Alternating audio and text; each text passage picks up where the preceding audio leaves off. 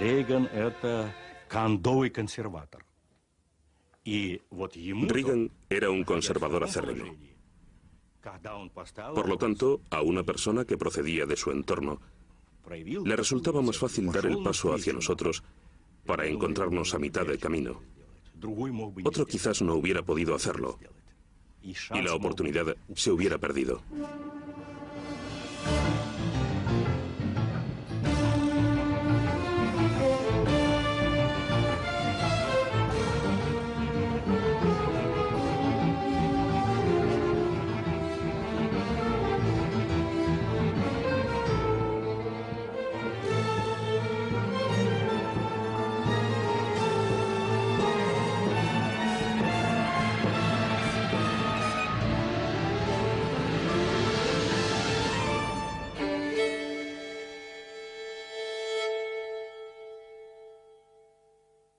One more time.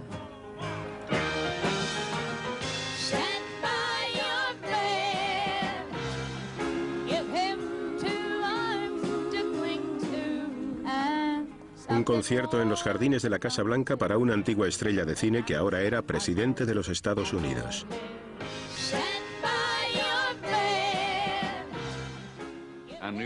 Sabía que Ronald Reagan devolvería a este país al puesto que le correspondía y no haría que nos sintiéramos avergonzados de ser estadounidenses. Sería un gran orgullo. Reagan tenía la habilidad de expresar todo lo que pensaba, fuera lo que fuese, en términos que todo el mundo comprendía. De él parecía emanar una especie de calor que el pueblo percibía.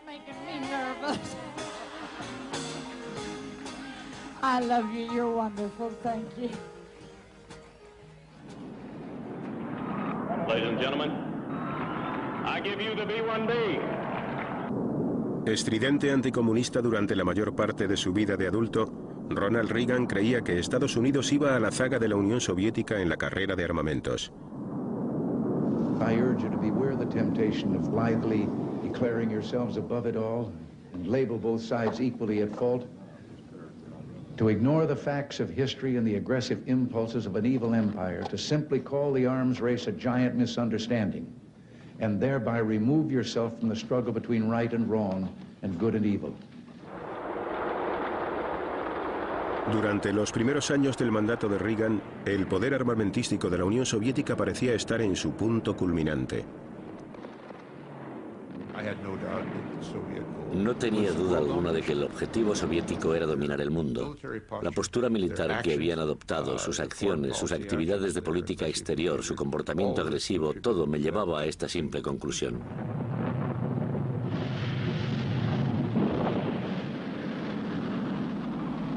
La Unión Soviética había sido la primera en el espacio, pero ahora un temor acechaba en los corazones de los altos dirigentes soviéticos, el temor a la superioridad tecnológica de los Estados Unidos.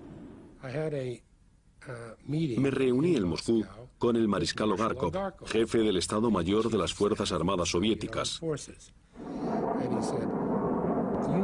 Él me dijo, ¿sabe? Toda la capacidad militar moderna se basa en los ordenadores.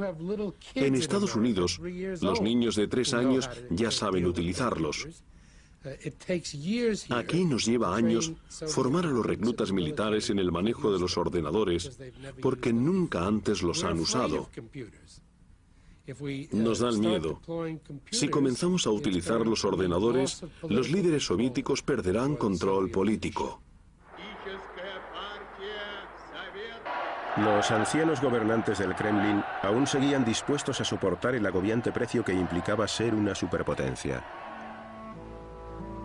Para los pueblos de la Unión Soviética esto se tradujo en una vida donde todos los bienes de uso cotidiano escaseaban. El nivel de vida era muy bajo.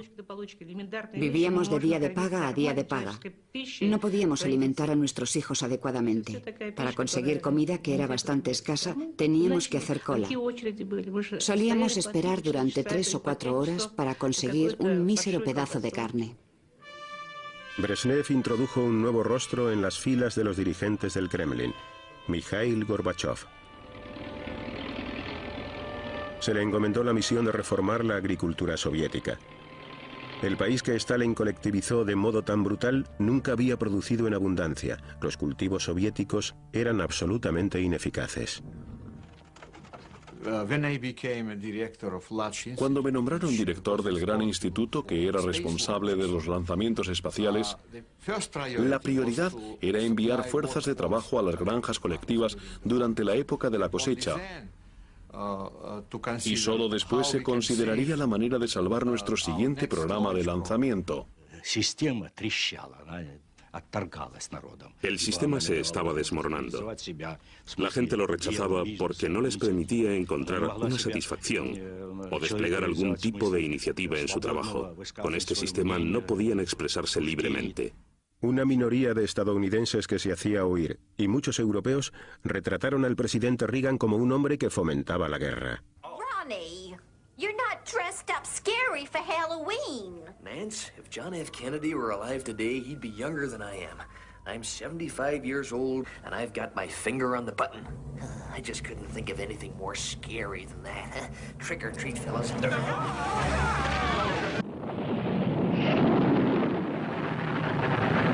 Estados Unidos y la Unión Soviética ya poseían unos arsenales nucleares lo suficientemente grandes como para aniquilarse el uno al otro. Ambas partes seguían introduciendo constantemente misiles más poderosos y precisos.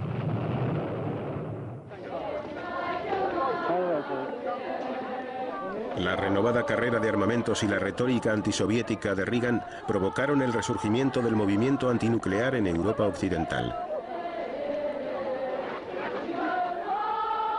Quienes hacían campaña por la paz jamás podrían haber imaginado que la repugnancia que experimentaban hacia las armas nucleares no era un sentimiento ajeno a la Casa Blanca. Para el presidente, el concepto de disuasión entre nosotros y la Unión Soviética no era muy diferente de apuntar con un arma amartillada a la cabeza del otro. Yo tuve muy claro desde el principio que él se sentía, por no decir más, extremadamente incómodo. Más tarde empecé a comprender que se oponía fundamental, moral y éticamente al concepto de destrucción mutua asegurada y de disuasión tal y como lo conocemos. Los avances de la informática y la tecnología de láser prometían proporcionarle a Reagan, y él creía que a todo el mundo, una manera de acabar con el dilema nuclear. Los trabajos de un nuevo y revolucionario sistema de defensa seguían adelante. Could live secure in the knowledge that their security did not rest upon the threat of instant U.S. retaliation to deter a Soviet attack, that we could intercept and destroy strategic ballistic missiles before they reached our own soil or that of our allies. I know this is a formidable technical task, one that may not be accomplished before the end of this century. I call upon the scientific community in our country, those who gave us nuclear weapons, to turn their great talents now to the cause of mankind and world peace, to give us the means of rendering these nuclear weapons impotent and obsolete. Good evening. This is the CBS Evening News. Dan Rather reporting tonight from Washington. President Reagan today followed up last night's defense policy speech. He gave the go-ahead to develop a space-age system designed to neutralize an enemy nuclear missile attack, a system domestic critics today called too high cost, too high tech, too pie in the sky. Supongamos que nos encontráramos en 1940 y que alguien dijera: podemos coger un pequeño átomo. Un átomo es algo que no se ve. Pero si hacemos explotar ese diminuto átomo, podemos destruir toda una ciudad. ¿Le habrían creído? Hubieran dicho: sí, intentémoslo. Franklin Roosevelt dijo sí. Franklin Roosevelt es como un héroe en la historia. ¿Por qué? Por fabricar un arma ofensiva de destrucción masiva. Por el contrario, Ronald Reagan vino a verme a mi despacho y me dijo: deberíamos contar con algo para detener esto. La Iniciativa de Defensa Estratégica de Reagan, o SDI, apodada Guerra de las Galaxias por la película, concibió armas satélite y también otras situadas en tierra que podrían destruir los misiles soviéticos con movimientos rápidos y haces de láser. Fue un golpe terrible. Como si todas nuestras esperanzas de hacer comprender lo peligrosa que podría resultar una militarización espacial se hubieran evaporado.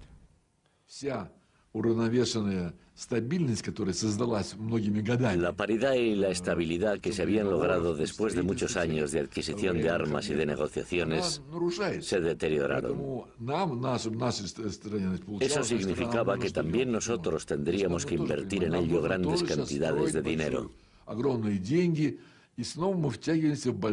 Comenzaba una nueva etapa en la carrera de armamentos.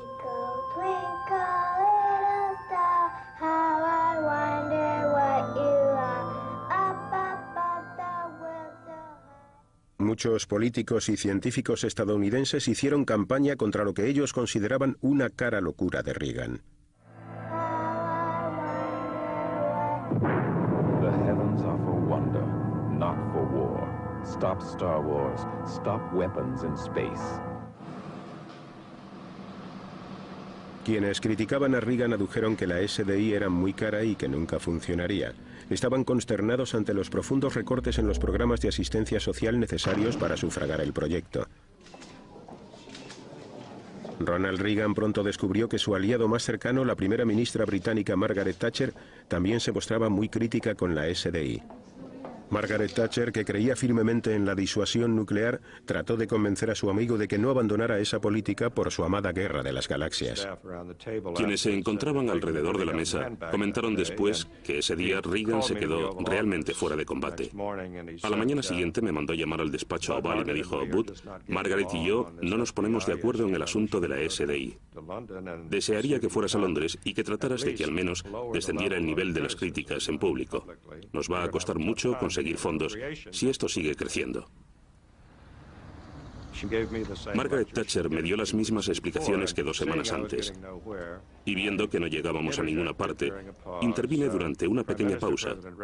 Primera ministra, el presidente Reagan cree que al menos 48.000 millones de pesetas se deberían subcontratar a compañías británicas que respalden la SDI. Entonces hubo un largo silencio. Al final me dijo: después de todo, puede haber algo para esto. Leonid Brezhnev falleció en noviembre de 1982. El debilitado jefe del KGB, Yuri Andropov, le sucedió. Andropov temía la iniciativa de defensa estratégica SDI y los discursos antisoviéticos de Reagan. Convencido de que Occidente estaba urdiendo una guerra, Andropov decretó el estado de alerta en todo el mundo. El KGB controlaba todos los aspectos de la vida occidental. Había que someter a una estrecha vigilancia el sistema bancario, los hospitales y los programas de construcción de carreteras. ¿Acaso los bancos estaban tratando de convertir sus sistemas a una situación de guerra? Se preparaban en los hospitales nuevas camas y se creaban bancos de sangre para grandes cantidades de heridos. Los estadounidenses aumentaron el número de vuelos espía en las zonas delicadas a lo largo de las extensas fronteras de la Unión Soviética.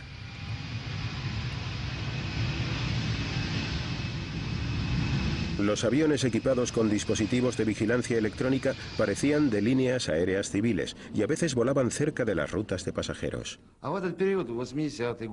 ¿Cómo se vivió en el frente el periodo de los años 81, 82 y especialmente el 83? Bueno, volábamos más a menudo porque había más aviones espía provocándonos. Estábamos sometidos a un estado de tensión constante. El 31 de agosto de 1983, un avión surcoreano partió desde Anchorage hacia Seúl.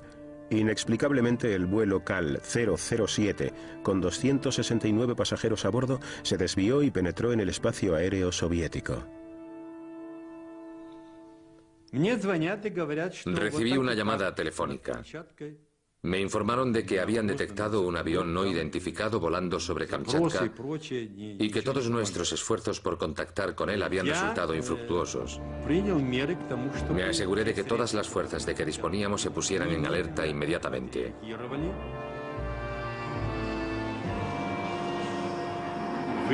Dije: tome las medidas necesarias para obligarle a aterrizar en Sakhalin. Si no coopera, derríbenlo. Podía ver 2 hileras de ventanas iluminadas. Me pregunté si se trataría de un avión civil. Los cargueros militares no tienen ese tipo de ventanas. Ignoraba de qué tipo de avión se trataba, pero no había tiempo para pensar. Tenía una misión que cumplir. Comencé a hacerle señales en el código internacional. Le informé de que había violado nuestro espacio aéreo. No respondió. A pesar de las señales que le hicieron nuestros aviones y de las ráfagas de advertencia con balas trazadoras, el piloto no reaccionó y se limitó a continuar su camino. Tenía órdenes de destruir al intruso. Cumplí mi misión. El avión coreano cayó sobre la isla de Sakhalin.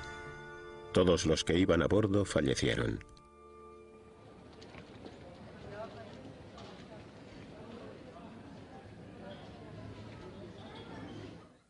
The United States reacts with revulsion to this attack. Loss of life appears to be heavy. We can see no excuse whatsoever for this appalling act. Llegamos a la conclusión de que lo único que teníamos que hacer era ser sinceros y admitirlo. Ha tenido lugar un desafortunado incidente. El piloto cometió un error. Hacía mal tiempo y una cosa llevó a la otra. No fue una acción premeditada. Nadie quería que sucediera esto. Fue un trágico error. Nos reunimos con Kornienko, ayudante del ministro de Asuntos Exteriores, y nos dio la razón.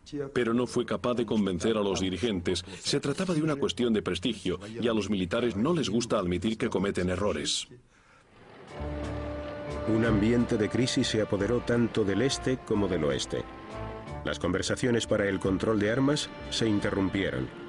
Los misiles SS-20 soviéticos se encontraban ahora ante los misiles de crucero y Pershing situados en Europa Occidental. Los líderes soviéticos creían que Occidente llevaría a cabo un ataque nuclear inminente. Un agente británico infiltrado en el KGB envió una serie de advertencias a Londres. Cuando se lo comuniqué a los británicos, simplemente no podían creer que los líderes soviéticos fueran tan estúpidos y tan cerrados de mente como para creer en algo tan imposible. Les dije, muy bien, os conseguiré los documentos. Creo que solo un pequeño grupo de personas sabía todos los detalles sobre lo asustados que estaban. Nosotros los conocíamos a través de algunos agentes bien situados que fueron capaces de pasarnos la información de que los rusos en realidad temían que Occidente estuviera preparándose para una guerra nuclear agresiva contra la Unión Soviética. La preocupación nacional y aliada creció. Reagan trató de tranquilizar a Andropov. That an Ivan and an Anya could find themselves, say, in a waiting room or sharing a shelter from the rain or a storm with a Jim and Sally.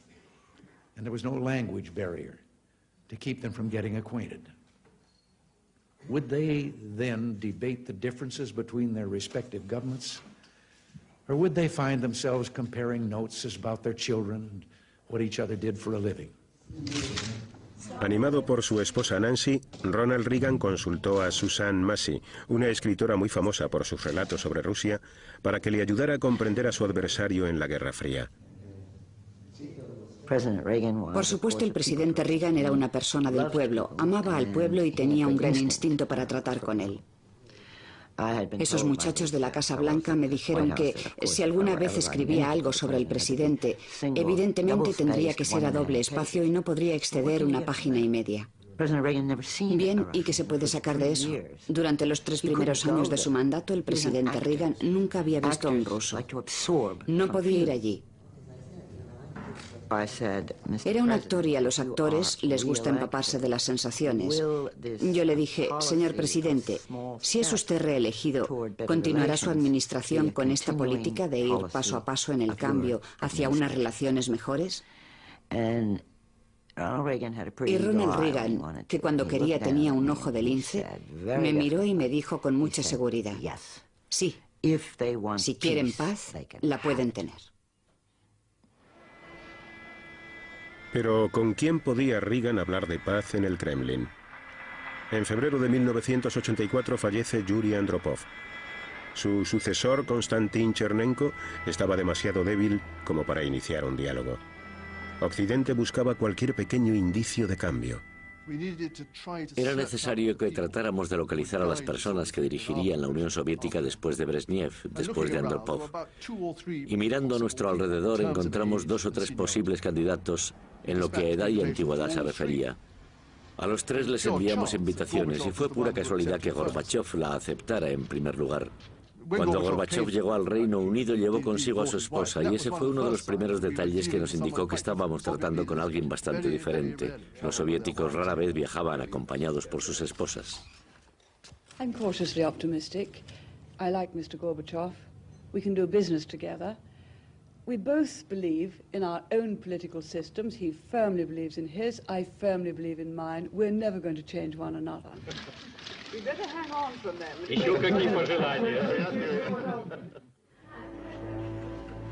Marzo de 1985. Muere Konstantin Chernenko. En su funeral, los dirigentes de todo el mundo presentaron sus respetos a Mikhail Gorbachev y se formaron una opinión del nuevo, del joven que se iba a hacer cargo de la Unión Soviética. Allí estaba George Bush. Como vicepresidente, era el jefe de nuestra delegación. Cuando salimos de esa reunión, le dije a George, es un líder soviético muy diferente de todos los que hemos visto hasta ahora. Los rusos también notaron la diferencia.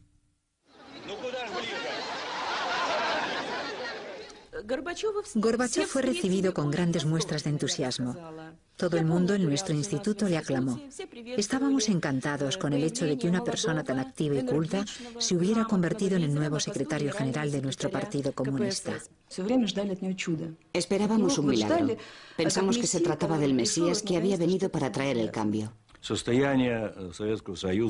La situación de la Unión Soviética y de su sociedad se podía describir de una manera muy sencilla, con una frase que pronunciaba todo el mundo en el país.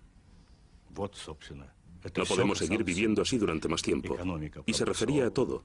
La economía estaba estancada, los bienes escaseaban y eran de mala calidad. Gorbachev asumió el poder de una superpotencia enferma por la crisis social, la corrupción en el Partido Comunista y el alcoholismo.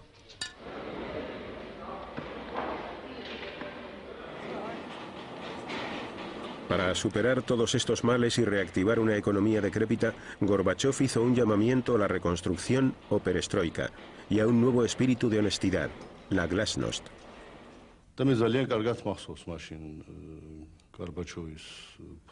Recuerdo con toda claridad lo que dijo Gorbachev en aquel momento. Podemos tomar 2 caminos.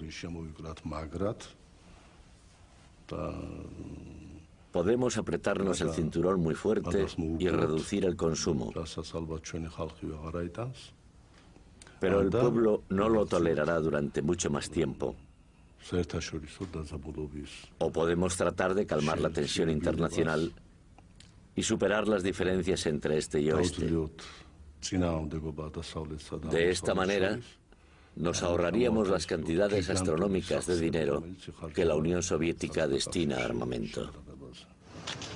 En Washington, Reagan tenía que salvar las objeciones internas de su propia administración antes de poder reunirse con el nuevo hombre del Kremlin. Creo sinceramente que para Ronald Reagan esta hubiera sido la batalla de política exterior de su vida, sino la batalla de política en general de su vida, que empezaría en el interior de su propio partido y luego se extendería a todo el país si hubiera intentado acercarse a Gorbachev sin contar con una persona que secundara su punto de vista. Le correspondió a Margaret Thatcher hablar en primer lugar con el líder soviético y luego decir en público, es un hombre con el que podemos tratar. Ginebra, Suiza. Noviembre de 1985. El escenario para la primera cumbre entre las 2 superpotencias que tenía lugar en 6 años estaba preparado. A Reagan le entusiasmaba la idea de averiguar si podría negociar con Gorbachev. Siempre pensé que el presidente Reagan era exactamente el hombre que en circunstancias normales hubiera agradado a los rusos, la clase de estadounidense que realmente les gustaría.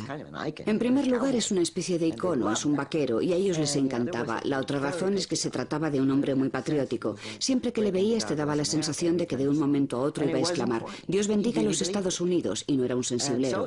Realmente lo creía, y en la Unión Soviética incluso los más radicales y cínicos realmente respetaban el patriotismo. En Occidente eran muchos los que se preguntaban si Ronald Reagan, que ya contaba con 74 años de edad, estaría a la altura y podría enfrentarse con un Mikhail Gorbachev de 54. El ayudante del presidente entró y dijo: señor presidente, ¿desea ponerse el abrigo? A lo que él respondió: no estoy muy seguro. Y alguien intervino: bueno, hace mucho frío ahí fuera. La verdad es que debería ponerse un abrigo. Habían anunciado que la comitiva soviética ya estaba en la entrada. Reagan se volvió y, sin ponerse nada encima, se dirigió a la puerta. Se especulaba sobre si ese cansado anciano, presidente de los Estados Unidos, podría mantenerse al nivel de ese astuto, activo, joven y vigoroso comunista. Para sorpresa del mundo, el viejo bajó los escalones con rapidez. Se reunió con el líder soviético y le dio la bienvenida a un Gorbachev envuelto en su abrigo y tapado también con un sombrero y bufanda, como si en lugar de estar en Ginebra estuviera en Islandia. La agenda de la cumbre, cuyos temas principales eran Afganistán y el control de armas, era desalentadora, pero los gestos eran esperanzadores. Los dos dirigentes celebraron de inmediato una reunión privada. Estaba programado que la reunión duraría 10 minutos, pero pasaron 20, luego media hora, 40 minutos, y el chico que se encargaba del programa en la Casa Blanca vino a verme y dijo: debería entrar y decirles que están sobrepasando el tiempo. Le respondí: si haces eso deberían despedirte, ahora que parece que se están entendiendo. ¿Pero verdaderamente se estaban entendiendo? Durante el descanso regresé junto a mis colegas. Me preguntaron: ¿cuál ha sido tu impresión? Yo les comenté que había conocido a un hombre de las cavernas, un dinosaurio. Los dos mandatarios estaban divididos sobre todo por la iniciativa de defensa estratégica de Reagan, la Guerra de las Galaxias. La verdad es que fue una discusión bastante enfervorizada, pero no tan irritada como correspondería a dos personas tan apasionadas en sus opiniones como ellos, y con posturas diametralmente opuestas. Y fue en esta ocasión cuando el presidente dijo: pero tiene que creer que esto es tan importante para la seguridad mundial que le proporcionaré la tecnología a medida que nosotros la vayamos desarrollando. Y Gorbachev se echó a reír y respondió: señor presidente, estoy seguro de que entenderá que no podemos creerle, puesto que ni siquiera nos hace llegar tecnología para las ordeñadoras. Mikhail Gorbachev se marchó de Ginebra sin haber llegado a un acuerdo sobre su principal objetivo: poner freno a la carrera de armamentos. Pero los Estados Unidos y la Unión Soviética volvían a dialogar.